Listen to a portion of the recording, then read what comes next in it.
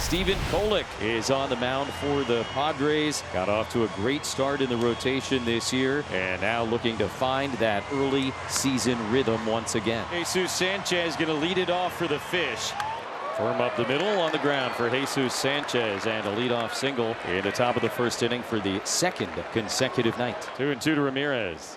And a little number off the end of the bat. That's going to be Cronenworth at second base. He has mastered that glove flip over the years. And now number one with Sanchez now standing at second base. One out walk issued to Wagaman, and now two men aboard against Kolek here in the top of the first inning. That'll bring up Kyle Stowers, who's in a mini slump all of a sudden. I think he's entitled. He's had such a roaring start for the Marlins. Got a lot of family and friends here. I know he would love to give them something to cheer about early tonight. Drives that one to base hit up the middle. That'll get a run in. And Kyle Stowers snaps the skid with his first hit here at Petco Park, where he grew up coming as a big Padre fan. So great job by Stowers with the RBI hit. And here's Liam Hicks. He has a base hit through the hole. And the Marlins again with two runs. Stowers running at a third. Here's the throw, the tag, safe. And Hicks sliding in, and he's safe at second base. How about these Marlins? How about these Marlins? So Wagaman scores from third. Back-to-back RBI singles on back-to-back pitches. This is how this team is. They're very resilient. They have to keep their foot on the gas pedal. It's 2-0 Fish and runners at second and third. And here's Connor Norby. He's got a 9-game hitting streak. He's been banging on this road trip. Ground ball, he is coming. Machado's going to go to the plate. The bouncer, and he's safe.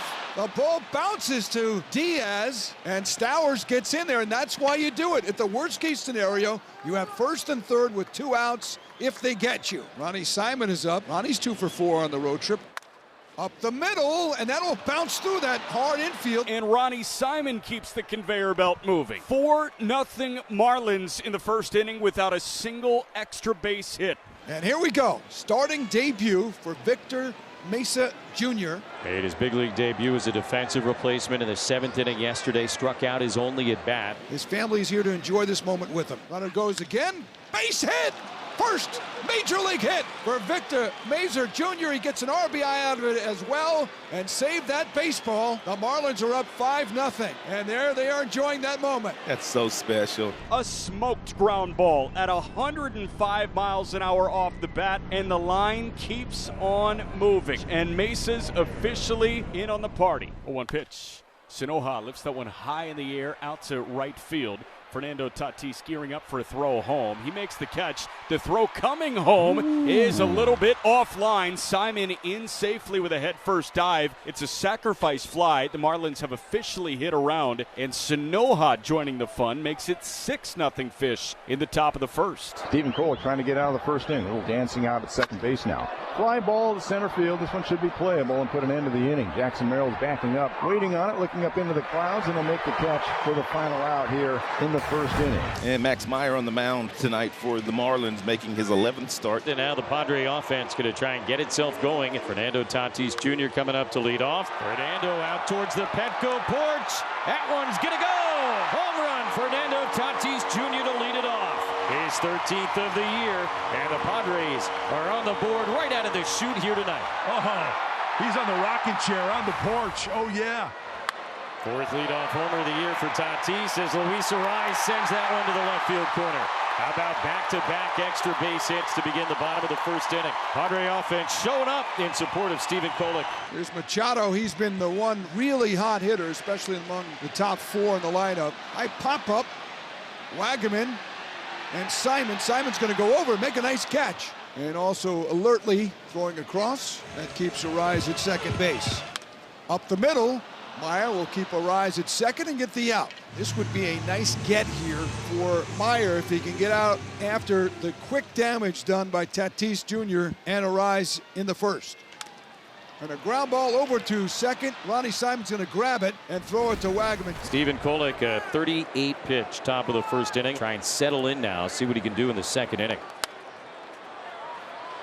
Arraez gives chase into foul territory, and Luis running out of room, able to make the catch up against the protective netting. Nice little play by Luis Arraez. Lot to negotiate over there. Great concentration. He's got to deal with the little wall over there. He's got to deal with the net. There's a lot going on. And he squeezes it, and then a little tumbling right there into the net. which is nice. And Stephen Kolek loves it. What's not to love? The leadoff walk to Xander Bogaerts here in the bottom of the second inning. Not what you want to do when you have a 6-1 lead. Walk the leadoff man. That's exactly what Max Meyer does, and that'll bring up Jake Cronenworth.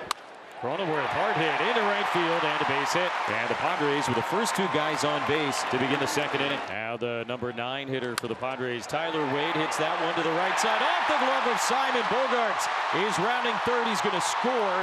And the Padres on a ground ball off the glove of the second baseman get a run. Now it gets away again. And nobody at the plate to cover as Cronenworth crosses the dish and Wade ends up at second. Just when you thought you've seen everything. Everybody thought the play was over. Ball put in play. Nice diving attempt. Ball off the glove. But that's not the end of the play. Big error by Simon. Marlins had a 6-0 lead. It is now 6-3 as Miami native Manny Machado stands in against his hometown team. Hard hit, line drive into left field, and a base hit to begin the third inning. 4-pitch walk. Tying run coming to the plate against Max Meyer. You fall down 6-0. The idea is to just get one here, one there. That's what the Padres have done so far. Xander Bogaerts walked and scored a run his first time up. Merrill takes off. Bogaerts hits it on the ground, and Simon can't make the play. Machado's going to score. Merrill goes to third base, and a 2-run game here in the third inning. Second baseman Simon seemed to be a little bit like he got screened. Yeah, you got to make the play if you're Simon. Well, here's Jake Cronenworth.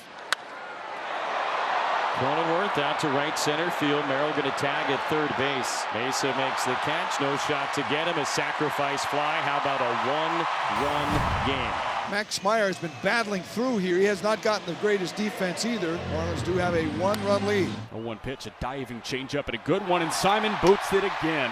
Eric Wagaman was ranging to his backhand. He peeled out of the way. Not sure why Wagaman went for that when it was near Simon. And Ronnie Simon got hit off the heel of his glove, and that's the third error he's committed today. It's one of those days for him, man. It's rough. And both the times there's been some traffic in front of him, but in the big leagues you make that play. 1-2 pitch, ground ball, second base. Simon throws it over the head of Sanoa. Oh my goodness. They might have to take him out of the game, man. The game is sped up on him. They're going to have to put Lopez in. His fourth error of the game. 2 fielding, 2 throwing, and there are runners at first and third on a double play ball. It had double play written all over it. Such a great kid, too. You hate to see something like this happen to him. Tying run 90 feet away. First and third, nobody out. Here's Luis Arraez. And Arraez the other direction. Stowers not going to get there. That'll tie the game. RBI single for Luis Arraez against his old team. And the Padres have scored 6 unanswered runs.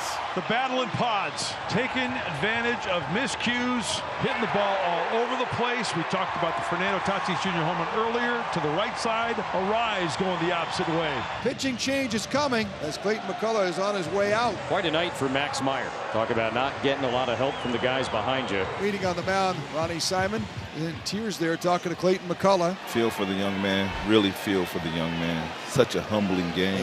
That's tough. Such a humbling game. They have made a scoring change, by the way, on one of what were 4 errors by Ronnie Simon. And the Bogaerts one last inning is now being called an RBI single. So 3 errors now, not 4 on Simon in the 5th. Ronnie Simon coming in after that 4th inning. He just kept going, too. And a lot of his teammates went after him. Looked like he went to the clubhouse. Looked like about 6 or 7 of his teammates walked right behind him.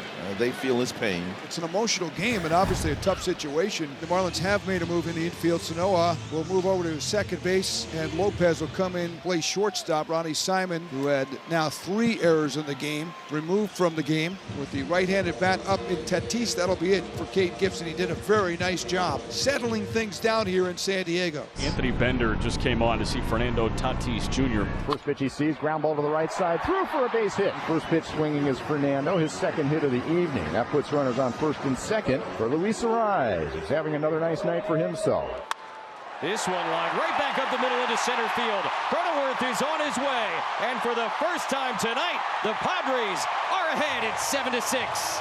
Third hit of the night for Luis Arraez. Luis Arraez coming through once again. Stephen Kolek. What a story for him tonight. Allowed 6 runs on 5 hits in the first inning and has posted zeros ever since. After that inning, Stephen Kolek has been making pitches, making adjustments.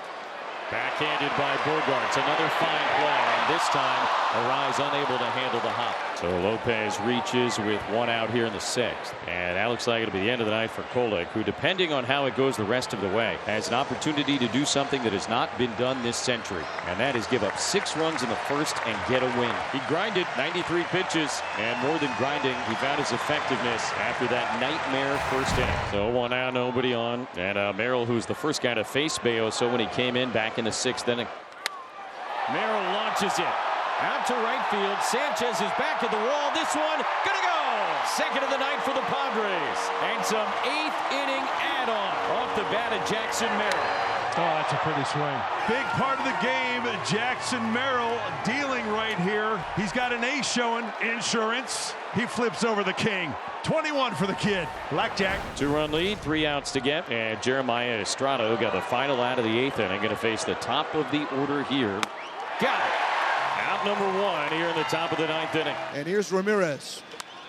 Punch to right field. That's going to be a hit. And get down there. Ramirez with a real good at bat with 1 out. The Marlins are alive here. So now here's Wagaman representing the tying run. Out to right field, Tatis. With plenty of room, 2 down here in the top of the 9th inning. Jeremiah Estrada and out away from his 2nd career save. The Marlins are down to their last out in the form of the local guy Kyle Stowers. Got it.